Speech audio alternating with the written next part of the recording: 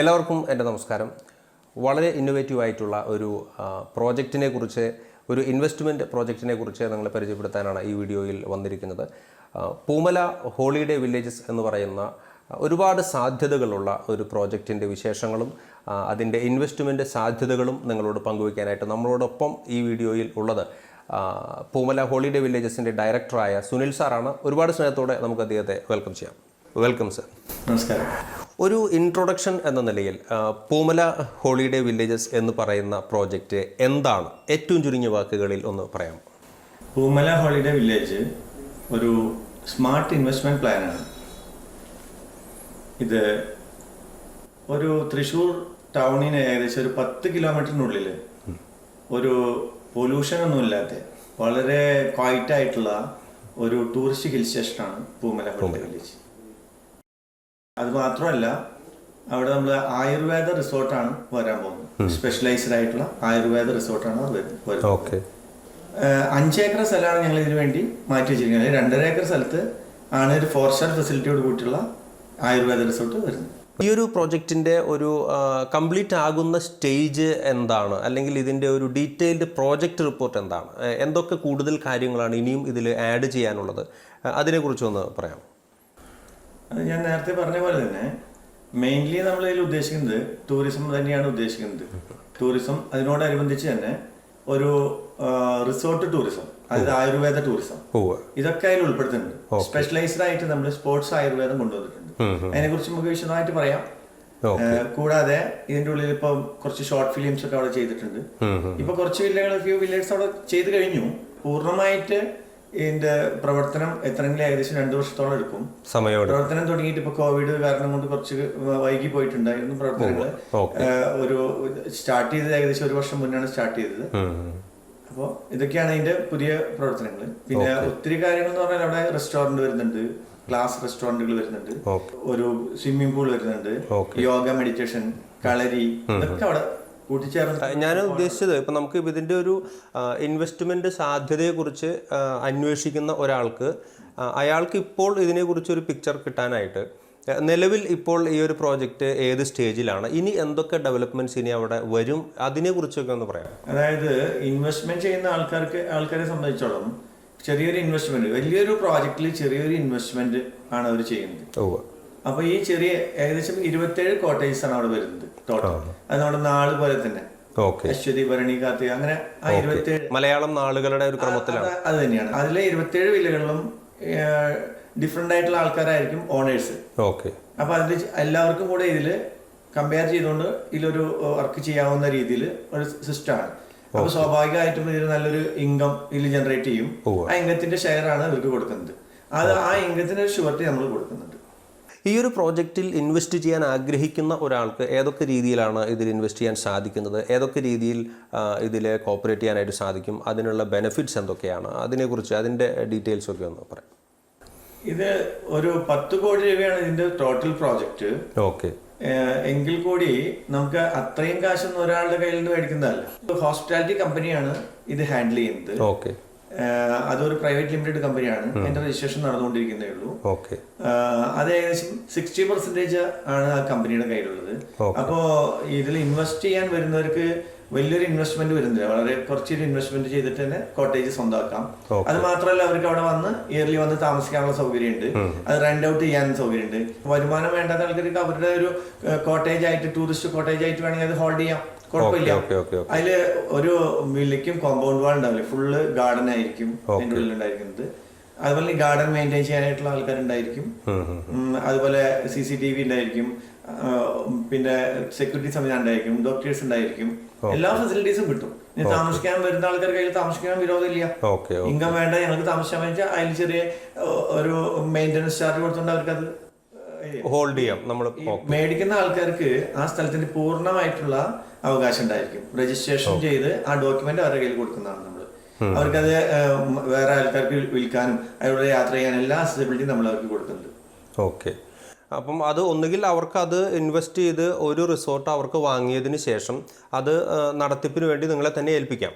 തീർച്ചയായിട്ടും ഈ ഹോസ്പിറ്റാലിറ്റി കമ്പനീനെ അത് ഏൽപ്പിക്കാം. ഹോസ്പിറ്റാലിറ്റി കമ്പനിയുടെ മാനേജിംഗ് ഡയറക്ടർ നമ്മൾ തന്നെ ആയിരിക്കും. അതൊരു കമ്പനി വേണം, എല്ലാം സെക്യൂർ ആയിട്ട് ചെയ്യാൻ വേണ്ടിയിട്ടാണ്, മറ്റുള്ളവരെ കൂടി സെക്യൂരിറ്റിക്ക് വേണ്ടിയിട്ടാണ് അതൊരു പ്രൈവറ്റ് ലിമിറ്റഡ് കമ്പനി. അപ്പൊ അങ്ങനെയുള്ളവർക്ക് അതിന്റെ പ്രോഫിറ്റ് ഷെയർ ചെയ്യുന്നു. തീർച്ചയായിട്ടും ഷെയർ ചെയ്യും. അല്ലാത്തവർക്ക് അവരുടെ ഒരു പ്രൈവറ്റ് ഏരിയ ആയിട്ട് വേണമെങ്കിൽ അത് ഇവിടെ കീപ്പ് ചെയ്യാം. അങ്ങനെ അതിന്റെ മെയിൻ്റനൻസ് നമ്മൾ നടത്തി അത് ഭംഗിയായിട്ട് നമ്മൾ സൂക്ഷിക്കും. അവർക്കോ അവരുടെ ബന്ധുക്കൾക്കോ അവർ പറയുന്ന ആർക്ക് വേണമെങ്കിലും അവിടെ വന്ന് താമസിക്കും. ഇപ്പോൾ സാധാരണ നമ്മളൊരു വീട് മേടിച്ചാൽ കൂടി ഒരുപാട് മെയിൻ്റനൻസ് ചെയ്യാൻ പോകണം. ഫ്ലാറ്റ് മേടിച്ചിട്ടാലും നമുക്ക് മെയിൻ്റനൻസ് ചെയ്യണം. ഒരു ഇൻവെസ്റ്റ്മെന്റ് എന്ന് പറയാൻ പറ്റില്ല. സീറോ മെയിൻ്റനൻസ് ആണ് അവർക്ക് വരുന്നത്. കാരണം മുഴുവൻ എമൗണ്ടും നമ്മൾ തന്നെ ഈ ഹോസ്പിറ്റാലിറ്റി കമ്പനി തന്നെ മെയിൻറ്റെയിൻ ചെയ്തുകൊണ്ടിരിക്കും. അതുകൊണ്ട് അവർക്ക് അങ്ങനെ ഒരു പ്രോബ്ലം ഉണ്ടാവില്ല. ഒരു വൺ ടൈം ഇൻവെസ്റ്റ് ചെയ്തതിനു ശേഷം പിന്നീട് അവർക്കൊരു എന്താ പറയാ വേറൊരു ഇൻവെസ്റ്റ്മെന്റിന്റെ ആവശ്യം വരുന്നില്ല. അപ്പൊ അതിൽ നിന്ന് ഈ അതിന്റെ ബെഡ്ഷീറ്റ് മാറ്റുന്നത് കൂടി ഈ കമ്പനിയാണ്. അപ്പൊ നമുക്ക് വേറെ മന്ത്ലി മെയിൻ്റനൻസ് പറഞ്ഞൊരു സംഭവം ഇല്ല. അതാണ് അതിന്റെ അഡ്വാൻറ്റേജ്.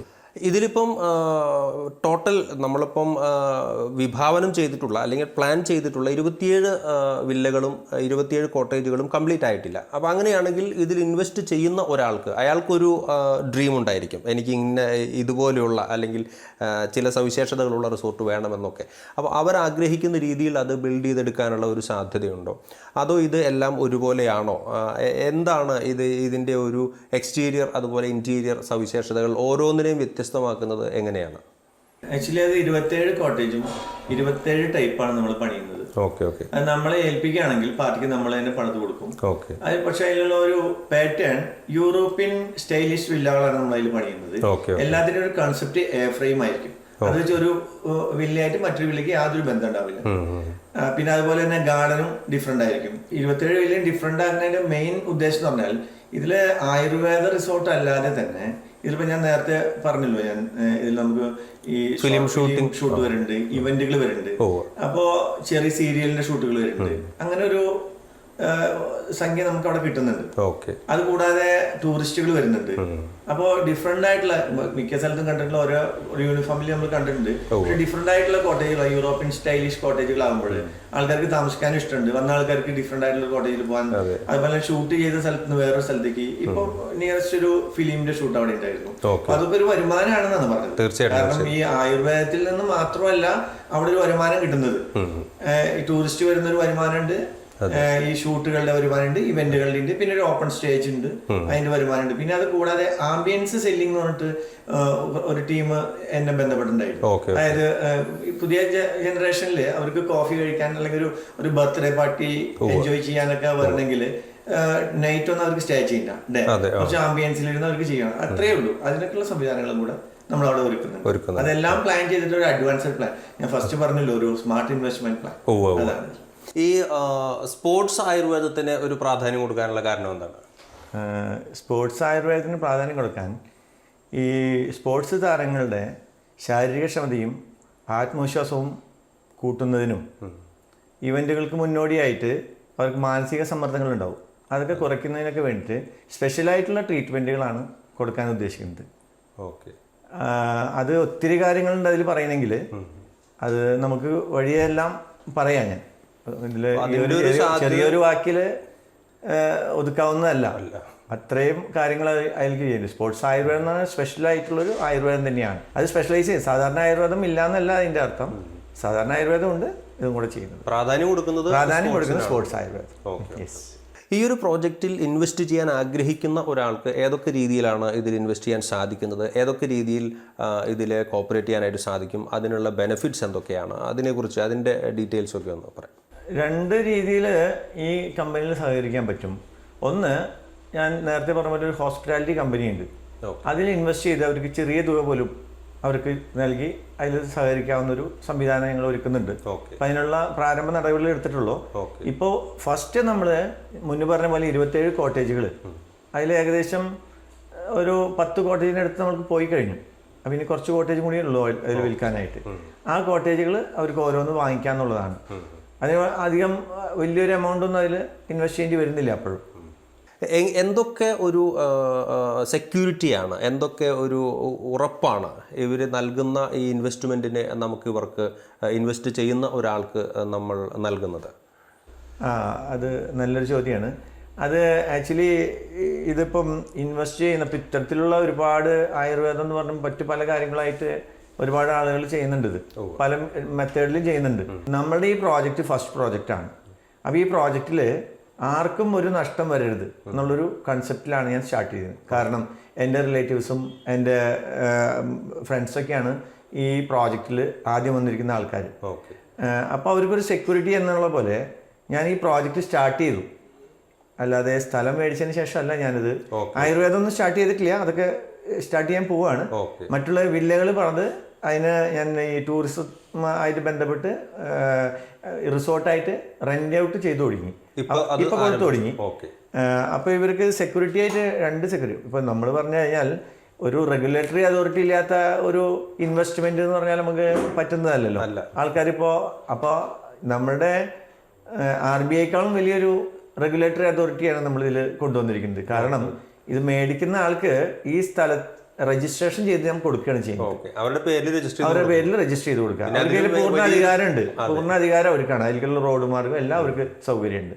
അത് കൂടാഞ്ഞിട്ട് ഇപ്പം ഞാനൊരു ട്രൈ പാർട്ടി അഗ്രിമെന്റ് പോലെ ഒന്ന് ചെയ്യുന്നുണ്ട്. എന്താണെങ്കിൽ ഈ പ്രോജക്റ്റിന് 3 രീതിയിൽ ഇൻകം വരാവുന്ന സംവിധാനം നമ്മൾ ചെയ്തിട്ടുണ്ട്. ടൂറിസം, ഇവന്റുകൾ, അതുകൂടാതെ ഈ റിസോർട്ട് ടൂറിസം, ആയുർവേദ ടൂറിസം. ഇത് ആയുർവേദം ഇതെല്ലാം ചെയ്യുന്നത് കൂടാതെ അവർക്ക് ഇതിൽ നിന്ന് മാറിപ്പോകണം അല്ലെങ്കിൽ വേണ്ട ഏതെങ്കിലും ഒരു അഭിപ്രായ വ്യത്യാസം വന്നു കഴിഞ്ഞാൽ എപ്പോൾ വേണമെങ്കിലും ഈ പ്രോജക്റ്റിൽ നിന്ന് അവർക്ക് ക്വിറ്റ് ചെയ്യാവുന്നതാണ്. കാരണം അങ്ങനെയുണ്ടെങ്കിൽ അവർ ഇപ്പോൾ അവർക്കൊരു നഷ്ടം വരാത്ത രീതി, അതാണ് ഞാൻ ഏറ്റവും കൂടുതൽ ശ്രദ്ധിച്ചത്. അപ്പോൾ അവർ തരുന്ന മുഴുവൻ എമൗണ്ടും അവർക്ക് തിരിച്ചു കൊടുക്കുക എന്നുള്ളതാണ്. അപ്പോൾ ഈ ഫോർ എക്സാമ്പിൾ അവർ ഇൻവെസ്റ്റ് ചെയ്തതിന് ശേഷം 2 വർഷം കഴിഞ്ഞതിന് ശേഷമാണ് വരുന്നെങ്കിൽ അവർക്ക് ഈ മേടിച്ച കാശ് മാത്രം കൊടുക്കുന്നതിൽ ഒരു അർത്ഥമില്ലല്ലോ. അതുകൊണ്ട് ഒരു നാഷണലൈസ് ബാങ്ക് നിശ്ചയിച്ചിരിക്കുന്ന ഒരു ഫിക്സഡ് ഡെപ്പോസിറ്റിന്റെ ഇൻട്രസ്റ്റും കൂടെ അവർക്ക് ഞാൻ കൊടുക്കും. അത് മാത്രമല്ല ഈ രജിസ്ട്രേഷൻ ചെയ്യുന്ന എമൗണ്ടും കൂടെ അവർക്ക് കുറച്ച് കൊടുക്കുകയാണ് ചെയ്യുന്നത്. ഒരുപോലെ നഷ്ടം വരില്ല. ബാങ്കിലിട്ട കാശ് അതുപോലെ തന്നെ ബാങ്കിലുണ്ടായിരിക്കും. ആ രീതിയാണ് ഞാൻ ചെയ്യുന്നത്. അത് 2 വർഷത്തിനുള്ളിൽ അവർക്ക് എപ്പോൾ വേണമെങ്കിലും, ഇനിയിപ്പം ഈ പ്ലോട്ട് മേടിച്ചതിന് ശേഷം വിത്തിൻ മന്ത് അവർക്ക് റിട്ടേൺ ചെയ്യണമെങ്കിലും കൊടുക്കും. തിരിച്ചു കൊടുക്കുക അവരുടെ കാശ്. ആരും പിടിച്ചു വെക്കില്ല. ആ ഒരു വിശ്വാസത്തിലാണ് പദ്ധതി ചെയ്യുന്നത്. ശരിക്കും അത് നമുക്ക് റിട്ടേൺ എഗ്രിമെന്റ് ഉണ്ട് എല്ലാത്തിനും. അതെ. അപ്പൊ ഇൻവെസ്റ്റ് ചെയ്യുന്ന ഒരാൾക്ക് സംബന്ധിച്ചിടത്തോളം ഒരു ടെൻഷന്റെ ഉത്കണ്ഠപ്പെടേണ്ട ഒരു യാതൊരു കാര്യവും ഇതിൽ കാണാനില്ല. അതിപ്പോ ഇല്ലല്ലോ, ഇത്രയും സെക്യൂർ ആയിട്ട്. കാരണം എന്റെ കയ്യിലിരിക്കുന്നതിനാൽ കൂടുതൽ നിങ്ങളുടെ സെക്യൂരിറ്റിക്ക് ഞാൻ ഇമ്പോർട്ടൻസ് കൊടുത്തിട്ടുണ്ട്. അതെ. നമ്മൾ ഈ ഒരു ഈ വില്ല എന്ന് നമ്മളിങ്ങനെ പറയുമ്പോൾ, പ്രത്യേകിച്ചും അതൊരു ആയുർവേദ ടൂറിസവുമായി ബന്ധപ്പെട്ട ഒരു വില്ല എന്ന് പറയുമ്പോൾ കുറേയും കൂടിയും ക്ലിയർ ആയിട്ട്, കുറേയും കൂടിയും ക്ലാരിറ്റിയോട് കൂടിയിട്ട് ആളുകൾക്ക് അറിയാൻ ആഗ്രഹം ഉണ്ടാകും. എന്തൊക്കെ ഫെസിലിറ്റീസ് ആണ് നമ്മളിപ്പോൾ ഒരു കോട്ടേജ് എന്ന നിലയ്ക്ക് അല്ലെങ്കിൽ ഒരു റിസോർട്ട് എന്ന നിലയ്ക്ക് ബിൽഡിങ്ങിനകത്ത് നമുക്ക് ലഭിക്കുന്നത്, പ്ലസ് അത് കൂടാതെ എന്തൊക്കെ സർവീസുകളാണ്, എന്തൊക്കെ ഫെസിലിറ്റീസ് ആണ്, അല്ലെങ്കിൽ ഹോസ്പിറ്റാലിറ്റി സൈഡിൽ നിന്ന് അവിടെ വന്ന് താമസിക്കുന്നവർക്ക് എന്തൊക്കെ സൗകര്യങ്ങൾ കൂടിയാണ് കിട്ടുന്നത്? ഈ പറഞ്ഞ പോലെ നമ്മൾ ഏകദേശം 2 ബെഡ്റൂം ഉള്ള ഒരു കോട്ടേജുകളാണ് അവിടെ പണിത് കൊടുക്കുന്നത്. ഈ 2 ബെഡ്റൂം എയർ കണ്ടീഷൻഡ് കോട്ടേജ് ആണ്. അറ്റാച്ച്ഡ് ബാത്റൂം, അതുകൂടാതെ ബാൽക്കണികൾ ഉണ്ടായിരിക്കും. അകത്ത് ഇരിക്കുന്നതിനേക്കാളും ഭംഗിയായിരിക്കും പുറത്തൊരു സെറ്റ് ചെയ്യുന്നത്. ഓരോ വീടുകളിലും പുറത്ത് അവർക്കുള്ള സ്ഥലം അവരുടെ തന്നെയാണുള്ള സ്ഥലം, അതിൽ സെറ്റ് ചെയ്യുന്ന ഒരു ആംബിയൻസ് സെറ്റ് ചെയ്യുന്നുണ്ട്. 4 സെന്റ് സ്ഥലം, ഒരു 4 സെന്റും 5 സെന്റും 6 സെന്റും ഒക്കെ ഉണ്ട്. അത് അവർക്ക് അവൈലബിലിറ്റി അനുസരിച്ച് അവർക്ക് എടുക്കാവുന്നതാണ്. അതിന്റെ ഇൻവെസ്റ്റ്മെന്റിന്റെ അനുസരിച്ച് അവർക്ക് എടുക്കാവുന്നതാണ്.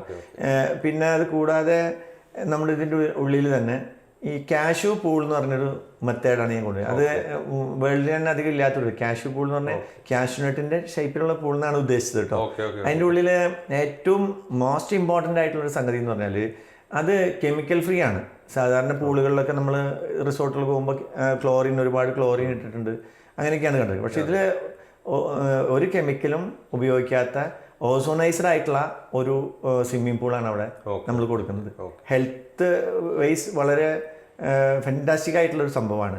അതുപോലെ തന്നെ അതിൻ്റെ ഉള്ളിൽ 80% നമ്മളുടെ ഇലക്ട്രിസിറ്റി കുറയ്ക്കാനായിട്ട് സോളാർ സിസ്റ്റമാണ് അതിൽ പ്രൊവൈഡ് ചെയ്യുന്നത്.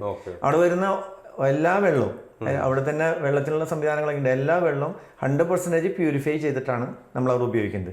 അതുപോലെ തന്നെ വേസ്റ്റ് വാട്ടർ മാനേജ്മെന്റ് എന്ന് പറയുന്നത് അതും വളരെ നല്ല സിസ്റ്റമാണ്. PCB അപ്രൂവലോട് കൂട്ടുള്ള വേസ്റ്റ് വാട്ടർ മാനേജ്മെന്റ്, അതും കെമിക്കൽ ഫ്രീ ആയിട്ടുള്ള ഒരു മെത്തേഡാണ് അതും ചെയ്തിരിക്കുന്നത്.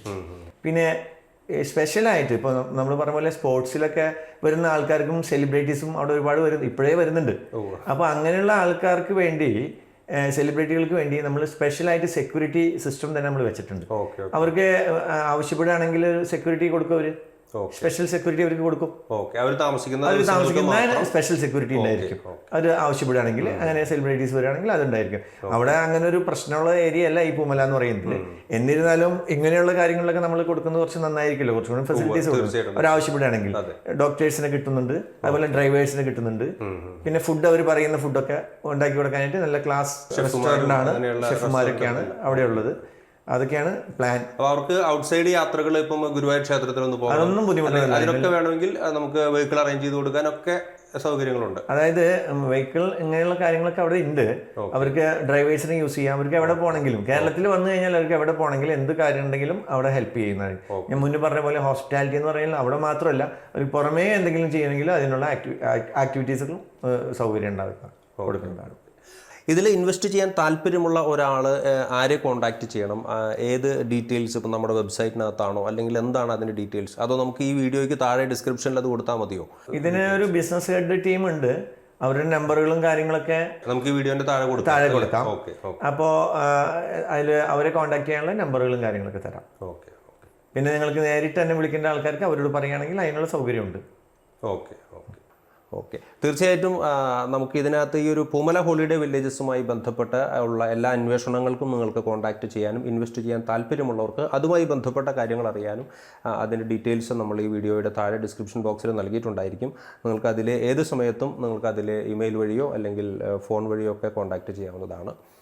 വളരെ നന്ദി സുനിൽ സാർ, ഈ ഒരു മനോഹരമായിട്ടുള്ള ശരിക്കും ഇന്നോവേറ്റീവ് ആയിട്ടുള്ള ഒരു പ്രോജക്റ്റിനെ കുറിച്ച് കേട്ടപ്പോൾ. കാരണം എല്ലാ കാലത്തും പ്രസക്തിയുള്ള ആവശ്യമുള്ള ഒരു കാര്യമാണ് സ്പോർട്സ് ആയുർവേദ എന്ന് പറയുന്നത്. പ്രത്യേകിച്ചും പുതിയ കാലഘട്ടത്തിൽ ധാരാളം കുട്ടികളെ ട്രെയിൻ ചെയ്ത് മാതാപിതാക്കൾ ഈ ഒരു മേഖലയിലേക്കൊക്കെ കൊണ്ടുവരുന്ന ഒരു കാലഘട്ടം കൂടിയാണ്.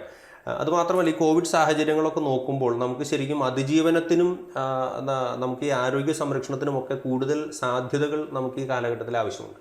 അപ്പോൾ ശരിക്കും ഫാമിലി ആയിട്ടൊക്കെ വന്ന് താമസിച്ച് ട്രീറ്റ്മെൻറ്റ് നടത്താനും ഒക്കെ സൗകര്യമുള്ള ഇത്തരം പ്രോജക്റ്റുകളാണ് പൂമല ഹോളിഡേ വില്ലേജസ് പോലുള്ള പ്രോജക്റ്റുകളാണ് ഈ കാലഘട്ടത്തിൽ നമുക്ക് ആവശ്യം എന്ന് തോന്നുന്നു. അതൊക്കെയാണ് എനിക്കും വലിയൊരു താല്പര്യം, ഒരു ഇൻട്രസ്റ്റ് തോന്നിയത്.